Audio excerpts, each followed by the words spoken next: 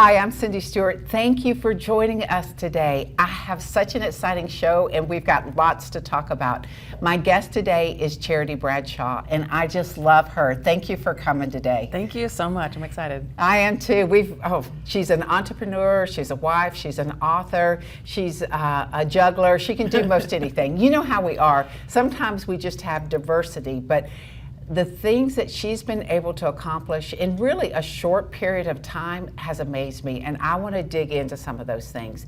You know, first I want to say she is the daughter of Joan Hunter, which I'm sure many of you know who she is, and the granddaughter of Charles and Frances Hunter, the Happy Hunters. So that is quite a legacy that you carry for you and your children. I love legacy. I love the fact that and all I knew about them, I never saw them in person, your grandparents, but I read their books and I just thought, I love what they carry and I just want that impartation. So what was it like being, you know, the granddaughter of this famous Happy Hunters? Well, it's one thing when you grow up in a life and you have no idea that it's not normal. I had no idea that not everybody else had this kind of life. And I remember the arena events going, you know, like somehow at 9 and 10 years old, I had permission to go run up and down the bleachers and just, you know, I got to pray for people and I got to see people healed. I remember the very first meeting that I got to go to was a very large, like I said, arena-sized meeting, and my grandparents gave me a catcher. I had my very own catcher, which I also think now might be like my own like security detail. I don't know. Basically, somebody to make sure I'm okay. And they, I was short, you know, I was a kid, and so anybody who came to my prayer line would need to like get down to my level. And there was this gentleman at the very first meeting, and he came to me, and he said he was deaf in one ear, and I inside myself said, "All right, God. This is one that he's gonna know if it doesn't work or not. Like, I need this to happen for him." Like, I was, it was just the very most childlike prayer I could even pray was, "God, this is a real one where he'll know, you know, if he's healed or not." And I prayed for him, and he said thank you, and he walked away, and I was just like, oh no, it didn't work. Like, I was just, and I felt all this pressure on myself. Like, this was, I had to do this for him. And the next day, I was running the stairs and the bleachers, and a man grabs my arm, and of course, at first, it startled me. And he was like, "You prayed for me yesterday." He's like, "I want to give you this bookmark." And he's like, "I want you to know that when you prayed for me, I was healed. And keep this bookmark to remember that." And I mean, I probably started running those bleachers even faster after that. I was just so jazzed that happened. And so that was, you know, just some of the things that you got I got to experience at 8, 9, 10 years old. Yeah. And that was a normal life for you. Because even now, was your mom in ministry at that time, or was she still in business? My mom and dad were still ministering with them and helping support them in administrative ways and things like that. And so, being the oldest of my parents' tribe, I got to go, you know, on those probably more than my sisters did. But just kind of see, and you know, the late nights of like organizing envelopes and making sure things are done and folding prayer cloths. And you're probably really good at that. Like, I mean, you know, you don't know it's not normal until you get older. You're like, oh, this wasn't your life. You didn't have to do offering envelopes. I know, it's so funny. Exactly. So is that your fondest memory of them? You know, that in an arena setting, but just as them as grandparents, not as the famous Hunters. So if I could be transparent here, they had a hard time not being Charles and Frances Hunter. Okay. And one of the times that I was coming to them about the person that I thought I was going to marry, which I did end up marrying, I said... You did or didn't? I did. Okay, Yes, this is Ted, my husband. I was wanting to have a sit down with my grandparents because they had a marriage that I wanted something like. And I was like, can we just sit down and for 2 hours us not talk about how many people got saved today and who got healed today? And you guys could just be my grandparents. And so they honored that and we had a really great conversation. But most of the time our conversations was who got saved at the grocery store, who got saved at the restaurant, who got saved at the doctor's visit, who got saved on the plane, and who got healed. And so I can honestly say that who they were on stage was who they were when they were not on stage, sometimes to my detriment. I just wanted grandma and grandpa sometimes, but they were full of love, full of affection for not only us as their kids and grandkids, but deeply for each other, and that was such a gift to be able to see. And they really just lived and breathed Jesus. And bringing people to Jesus. That is pretty amazing. So I want to talk a little bit, because you've got a diverse background. I know you own a business, you're a publishing company. Now, how did you get involved in publishing? Because when I talked to you, you were telling me, and I read your book about going to Nashville to be in the music industry. And that's a big turn of events from music to publishing. Same creativity, really. So I went to Nashville right after my parents' divorce. God just kind of said, let's do a new start. That's the short version. Let's do a new start, new city, away from familiar connections and things like that. And my husband and I just started a brand new life in Nashville, kind of away from family. The leave-in Cleve is what we called it. And, you know, it was right after 9/11, so it was a very difficult time to find work for me, not for my husband. And I had the pedigree, I had the sales, you know, and I couldn't find a job to save my life. And he's like, in 2 days, gets a management job. Wow. So we're up there, and I just assumed, because I have a music degree, that music industry was where I was going to go. And I did. I started my own business with some people that are in the recording industry that you guys would probably already know who they are. And they helped me sort of start a business. And I was ending up having to work a part-time job myself to just simply pay myself, because all the money from the business was having to pay my staff. Right. Maybe as entrepreneurs you can understand that. Yes. So my staff got paid first, then I got what was left, and then took another job. And in the middle of that, what I saw was my business wasn't growing. I was able to grow personally. I got basically what I call a 4-year business degree through the hard knocks of trying things. I learned a lot, and I from there went into hair. So I did, you know, transferred same kind of thing of just loving one-on-one relationships and taking care of people, but just getting into the creative side of the hair industry. And I did that for 10 years, and it was fabulous. I was able to have my kids and be at home, and I would nurse my baby, then hand it to my client. They would hold the baby, and everybody was having a great time. And then in the middle of that, God challenged me, because I was putting my husband through nursing school. He was reinventing himself. He was evolving, and it was fantastic and incredibly hard. And I thought that that was our next step, was launching Ted into this career. I had my wonderfully thriving hair business, and in a service out of nowhere, and it was even like a pinch-hitting speaker. Like, you know, there was one person talk, and then the other person got thrown in. And the topic was, what's next? And I got confronted in that service. I was not planning on any kind of confrontation, because again, we've been focusing on Ted. This is a 4.5-year journey, getting him launched into nursing school. And I'm confronted with what's next. And I'm like, what do you mean what's next? I've got my thing. I'm doing great. Like, we're about to be dual income again. Like, what are we talking about? And it's something like got provoked in me to be ready that a next is coming, a change is coming, and to be ready and open for that. And I was like, wow, that's crazy. That was like maybe like June. August, we are invited to come speak to a marriage conference in Houston, where my mom's ministry is. And we had been trying to find a bigger house in Nashville to accommodate more children and my father-in-law. Weren't able to find anything. And we go to Texas, and we sowed a big financial seed, asking God to reveal where our house in Nashville was going to be, right? Because this was the size that we thought we were working with. And we come back from Houston after sowing that seed, and we're in Bed Bath & Beyond parking lot where all important conversations happen. And I hear God put in my heart, I can accelerate you if you move to Houston. Wow. You can stay here and do all that I've called you to do, but I can accelerate you if you move to Houston. If you go back.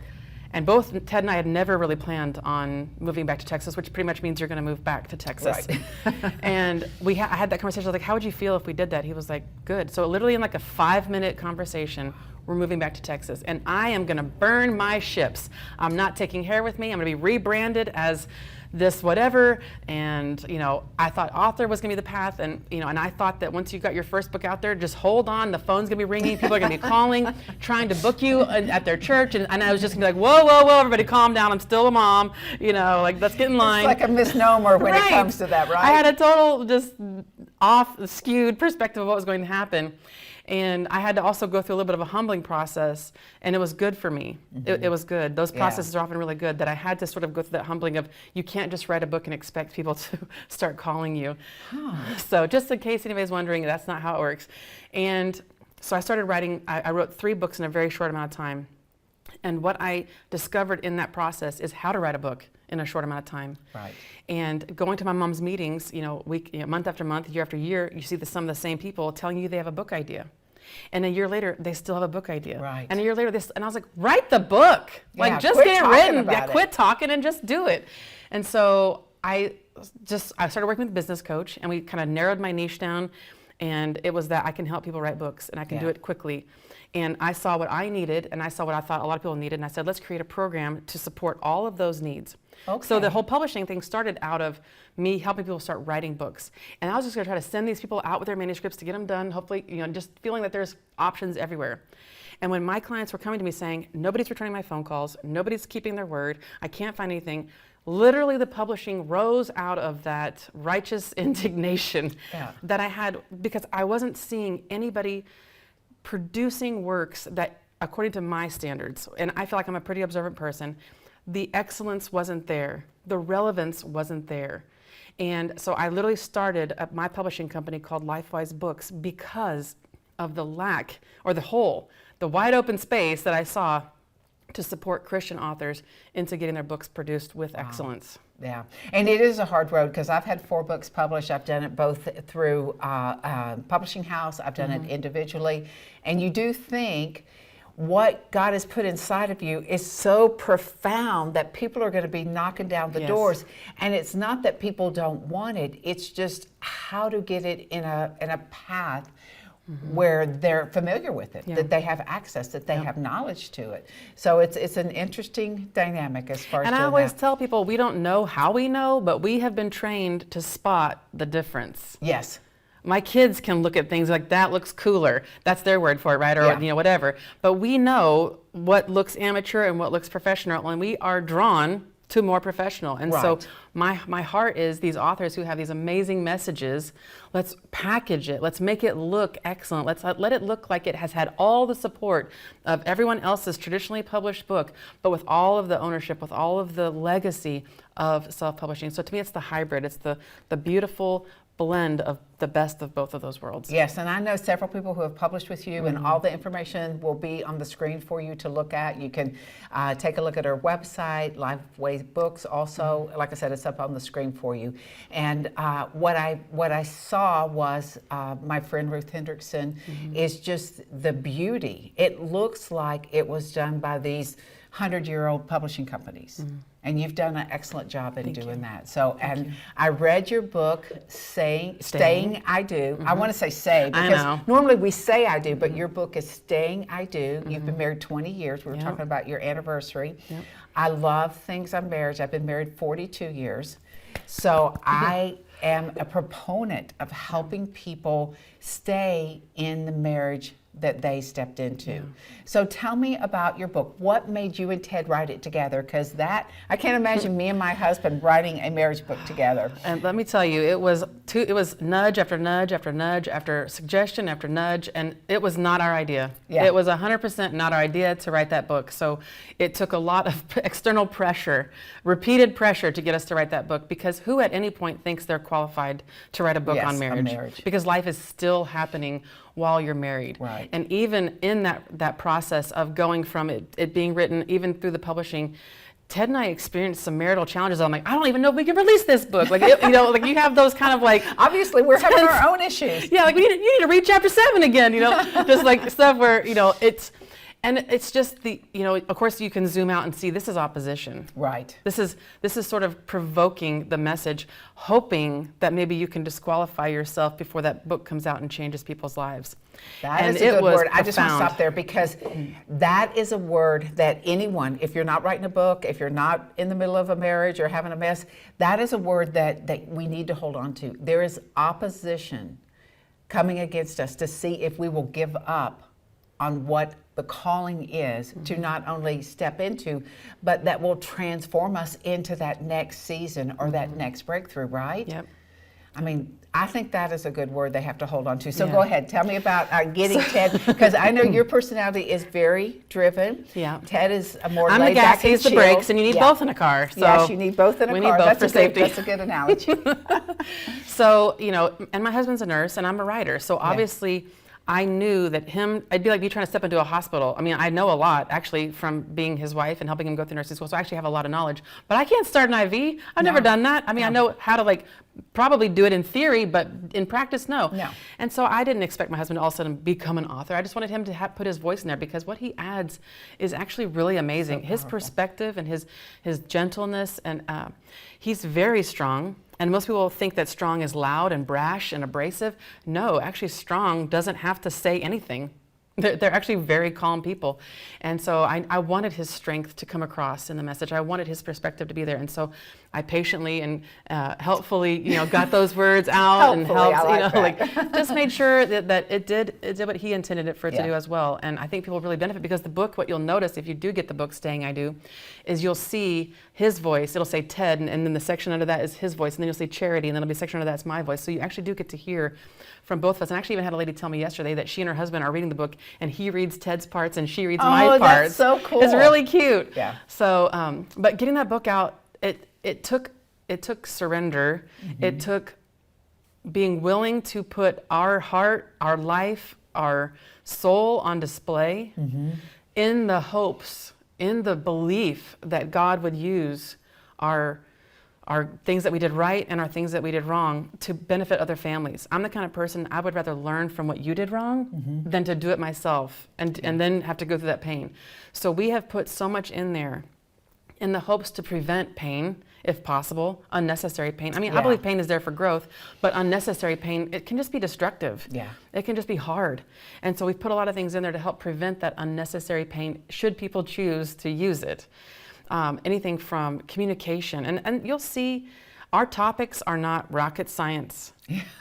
and really what it is it's just like saying, to lose weight, you need to eat vegetables. Well, who wants vegetables? Vegetables aren't necessarily the sexiest thing. Let's have ice cream. Yeah, but we all know it. And sometimes it's just a matter of having never seen it, or having never tried it, or having never stuck with it. There's just some really solid suggestions and plans and things that we implement. We talk about we don't go to bed angry.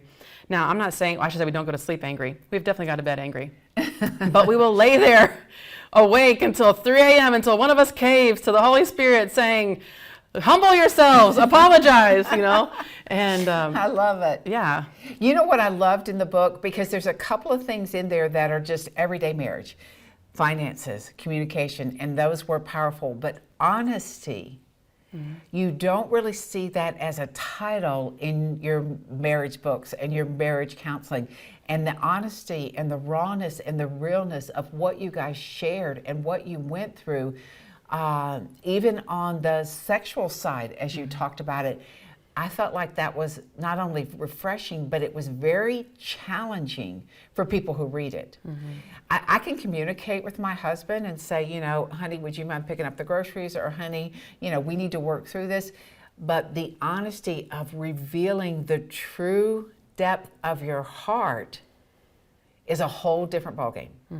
That is beyond communication. That is the raw and the realness of how you really feel, whether it's right or not, but it's how you feel, and being able to share that without feeling like it's going to destroy the marriage, or it's going to, cause so much damage it's irrevocable, or they will reject me because I've shared that. How was that process of really getting to that place where you and Ted could just be raw with each other at that level? Did it happen overnight? Were y'all married that way, or did you have to work into it? Well, one of my grandparents' books was, I think, called How to Make Your Marriage Exciting. And the first chapter, they talk about honesty. And so you'll see, some of their core messages, like even to being honest to the portion of a thought, that is straight from them. I plagiarized them. I had their permission. Yeah, of course. And, but it does take practice. And part of that practice is, I'm going to try trusting you with a little bit and see how you handle it. And then I'm going to try trusting you with a little bit more and see how you handle it. One of the things we talked about in the book was a ropes course that I went to. And the ropes course, we were up above the ground. And this was in college, so I wasn't married yet. There were 2 parallel ropes. And one of my teammates walked on that rope, and I walked on this one. And how we made it across was we had to lean into each other with our hands. And we had to put all of our weight into each other. Yeah. The moment that either of us wobbled back at all, it caused the other person that instability, that fall forward. Yeah. And in being honest and in receiving honesty, it has to be that we are both leaning in with 100% for that scenario to work. Now, does it mean that being honest won't hurt? How can you be honest with someone? Sometimes people will couch it or cushion it because they know it might hurt their feelings. So what they're really thinking. Now, there's a difference between being vicious and actually trying to share something. How does that healing process work in getting you beyond, like you said, that 100%, you know, so they're 100% in there. So I'll give you one of the first examples that comes to my mind immediately was, I think Ted and I had been married about a year, maybe 2 years. It was early, maybe a year. So let's say early on, very much in love. And I think everything's going great. We have a healthy sex life. You know, we've got no kids. You know, it's just whenever we want to, we can have sex. It was great. And then he comes to me one day and he was like, I need to tell you something. And I was like, this sounds different. And he was like, I'm struggling with lust. And my mind just starts spinning, like, how can he be struggling with lust? What am I not giving him? What is wrong with me? And I made it personal to me. And what he said after that really helped shift how I received his honesty.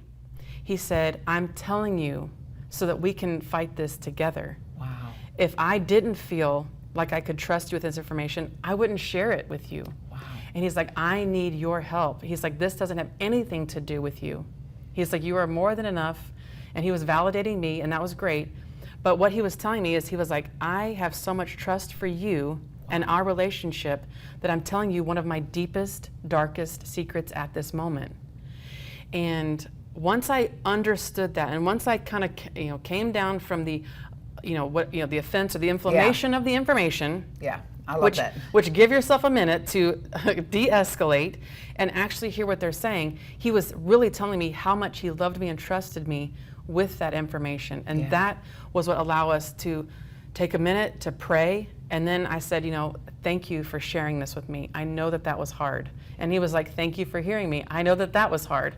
And honoring who each other is in that discussion was really important. So did it take a little time to kind of work through the process? I'm sure it took time for him to work through his process and figure out what was the trigger there. Mm-hmm. But as far as working through the process of you just being able to still be free in your sexual relationship, all those different things, knowing that struggle was with him, did that affect you at all? I mean, and that's more of a curious question. I mean, honestly, I don't remember, other than I just felt like I knew that he would tell me. Okay. It actually, if you pause and step back, I actually had more confidence after he told me than before, because I'm like, well, he's going to tell me. Yeah. If he's even telling me that he's struggling with the thought of lust, then that's where we're way ahead. We're not we're not in the damage control section. Right. We're in prevention. Right. And that's where we personally like to stay in our marriages, in the prevention versus in the damage control. And just to be honest, we've had more people who've been through divorce, who have not been married, that have read our book, than people I think who have been married. And I thought it was for the newlywed, for the nearly wed. Yeah. And people are like, I never thought I could ever even hope to get married again because of how bad this one went. And I feel like now I've got the equipment, now I've got some tools, now I've got even just some boundaries for myself, for them, and some good questions to talk about. Yeah. And that was something that really blew my mind. I didn't even put that in my target audience was divorcees or single people, but they're like, this is good for all relationships. I mean, obviously there are marital elements to it, but honesty applies to all relationships. It does. Communication, all relationships. Finances affect all relationships. Yeah, I think so too. And what is that phrase you use? You rather be in the prevention versus the damage control. Damage control. I think that is a key piece. The risk of preventing what could be destruction, and risking your heart to really be honest, so you don't wait till a year or 10 years down the road and realize there's been that struggle and we just never could do anything about it because it was never revealed. And a lot of times in a marriage, when something's not right. You can sense that, things, even with business, I can sense when my husband, I can feel like when the business isn't quite going right. I can just feel. So when you're married to someone and you're joined with someone, you have a sense, and being able to actually get it out in the open to prevent destruction. Okay, there's one other thing. We've got about 5 minutes left, but you used a phrase called the 2% shift. And I love that. So I want you to tell us about that, because we want to learn from that. Okay, awesome. So one of the things in whether it's been my health journey, because one of the parts of all this in the last 5 years, I've been able to lose and maintain about 70 pounds. That is great. Just so thankful to God every day. I'm thankful for that, because definitely yo-yoing before that, and I was like, let's just yo and stay stay down kind of a thing. But instead of focusing on how big something is, whether it's a marital issue, whether it's a financial issue, whether it's a health issue, is instead of looking at this big 100% gigantic problem or issue or adjustment that you want to make, what is the next small 2% shift that you can make Yeah. and maintain. It's like trying to say, okay, I'm going to start drinking a gallon of water, exercising 2 hours a day, eating only vegetable. You know, it's like that's turning too a big. big ship too fast. It's going to be uncomfortable. It's going to likely be unsustainable. But I can make one change, and I can make the next change, and I can make the next change, and eventually 2%, 2%, 2%. It adds up to be able to change a major direction in your life. That's amazing, because my big thing is wholeness. That's what I feel like. We're on a wholeness journey God's called us to. I have this Moses principle where we're all going to live to 120. We just have to focus. You and Ted, you're gonna be definitely there. Me and Yeah. Ted. Yeah. But in doing that, over these 5 years and losing 70 pounds, congratulations. Thank How has that transformed your vision for the future? So one of the things that I thought was really interesting was Ted has been working on a personal issue himself, and I've just seen him grow in his confidence and working on the issue, and I was like, what made the change? He was like, actually watching you commit to and stick with your health goal, because Wow. he's seen that be one of my biggest struggles my whole life, especially in being married and having so many kids so fast. And so he's like, just actually watching you stick with that has helped give me confidence that I can stick with this. And it has been something that, like, I just don't mind being in the front in photos. Yeah. I don't pile a bunch of kids in front of me anymore, which, I mean, if you've got 4 kids, it's easy to be, here it is, here's me. And so Peeking over I'm the just, head. you know, I am more confident. Like on our anniversary trip, I went ziplining. I held on to my own weight and ziplined down to the directed spot. And I was nervous. Yeah. But when I finished, I was like, this is part of one of those rewards of all that work. Yeah. And it's just it's an intangible that I experienced it. It was for me. It wasn't for anybody else. It was for me. I did that for myself. And the other one of the main issues too that it is translating to is my family. I'm wanting my kids to see, Mom did something hard, so can you. Yeah. Mom did something hard over and over again, so can you. Mom cried when it got hard, so can you. Mom got up when it got hard, That's so good. can you. All of those things, because obviously so my good. household is going to be my most important field. Yes. And so if I can get my crew seeing, and obviously they're on their own journeys, but if I can at least show them Mom did something really hard and so can you, then I've got those people going out and showing other people. And obviously just friends and family and business, it's affected all those things because I am stewarding, finally, Right. my body Yeah. and my health, and we all can do that. Yeah. Now, were you brought up with that stewarding your body thought process, or I wasn't either? We were just brought up with Everything was canned or iceberg lettuce. Yeah. And I just Iceberg didn't like lettuce, most cereal, of it. Yes. you know. You add sugar to your cereal. Yeah, That's how yeah. that's how So- it tastes better. Yeah, and I didn't actually know. I just didn't know until I Yeah. was older, for sure. Yeah. So, in closing, release a word to the people that will encourage them on their journey. One of the biggest things I can just say is obedience is confidence. Yeah, If you want to feel confident in your walk, in your life, in your business, in your marriage, obedience is the key to confidence. It opens up doors. It opens up finances. It opens up health. It opens up relationships because instead of feeling condemned and all those kinds of things, you feel that confidence. So that's a big word. I love it. Obedience is confidence. That is amazing. And like I said, you see her information on the screen. Reach out, connect with her. I'm so glad you came. This is an amazing show because for me, I feel like we're aligned together in this journey that God has for us. So thank you for watching. And remember, you're the best investment you can make. Invest in yourself because God is investing in you. And watch us next time. Thanks so much.